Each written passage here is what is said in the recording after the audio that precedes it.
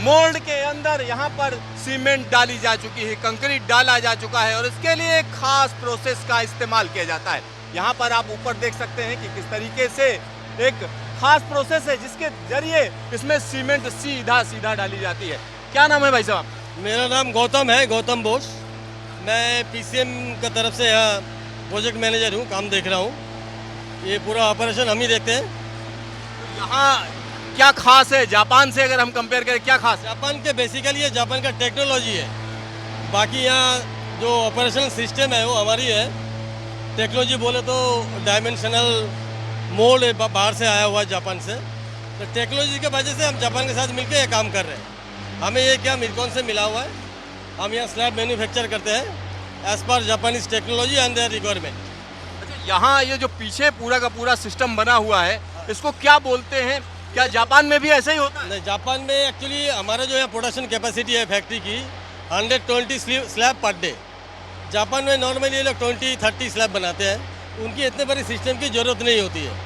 तो हमारे it is 120 sleeper per day बनाना है, इसलिए हमने ये जो स्ट्रक्चर बना है इसके बोलते हैं हम स्प्रेडिंग बकेट। ये कंक्रीट अभी आपको इधर से आएंगे, उधर से वो फ्लाइंग बकेट बोलते हैं हम, फ्लाइंग बकेट।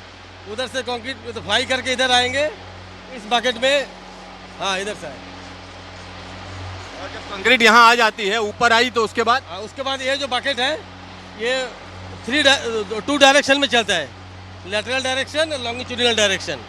अच्छा, सीधा सीधा भी चल सकता है और साइड बाय साइड। ये जो ब्लू वाला बकेट दिख रहा है ये लेटरल चलता है, जो मोल्ड में चाहिए, 1 2 3 मोल्ड है हमारे जैसे, और लॉन्गिट्यूडिनल 7 मोल्ड है एक एरिया में।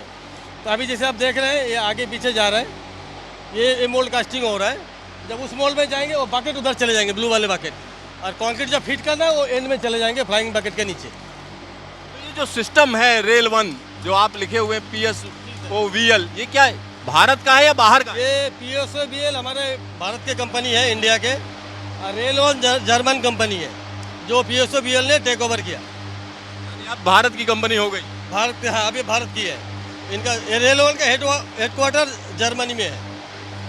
यहाँ आप समझिए ये अलग ही कहानी है, भारत की ताकत को दिखाता है। यहाँ पर आप देख सकते हैं रेल 1 को अक्वायर किया गया और PSOVL रेल 1 LLP, और यह काम अपने आप में खास हो जाता है क्योंकि जब हम भारत की ताकत की बात करते हैं तो निश्चित तौर पर कहा जा सकता है यह प्रोजेक्ट भारत की ताकत को दिखाता है। गौतम जी, एक और चीज हम जानना चाह रहे हैं, इसमें कोई खास तरीके की सीमेंट या कंक्रीट इस्तेमाल? हाँ, सीमेंट एक्चुअली नॉर्मली सीमेंट जो हम नॉर्मल कंस्ट्रक्शन में लगाते हैं बिल्डिंग में वो M43 या M53 के होता है।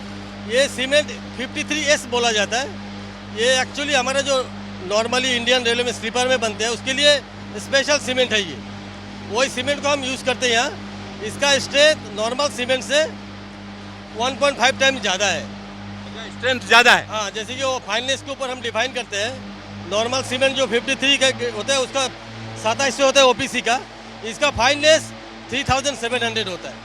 तो फाइननेस इसका डिफाइन करता है इसका स्ट्रेंथ, और इसके लिए इसको केयरिंग भी ज़्यादा करना पड़ता है, अदरवाइज क्रैकिंग का चांसेस रहता है क्योंकि ये सीमेंट बहुत फाइन है।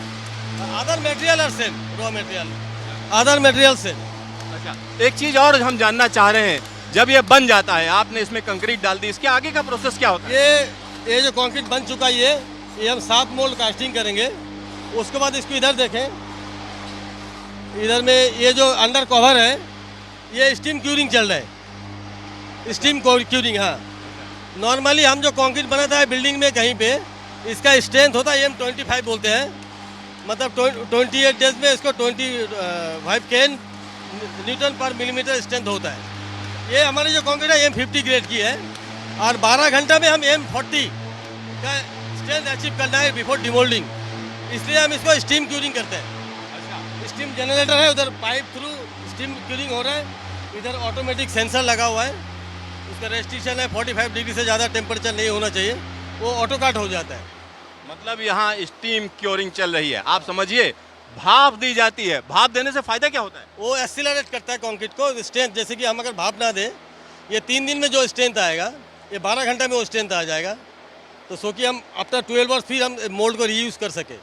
अदरवाइज आपको 3 दिन में करना है तो आपको 3 टाइम्स मोल्ड चाहिए, 3 टाइम्स बिगर फैक्ट्री चाहिए, इसलिए हम स्टीम जनरेट करके स्टीम क्यूरिंग करते हैं।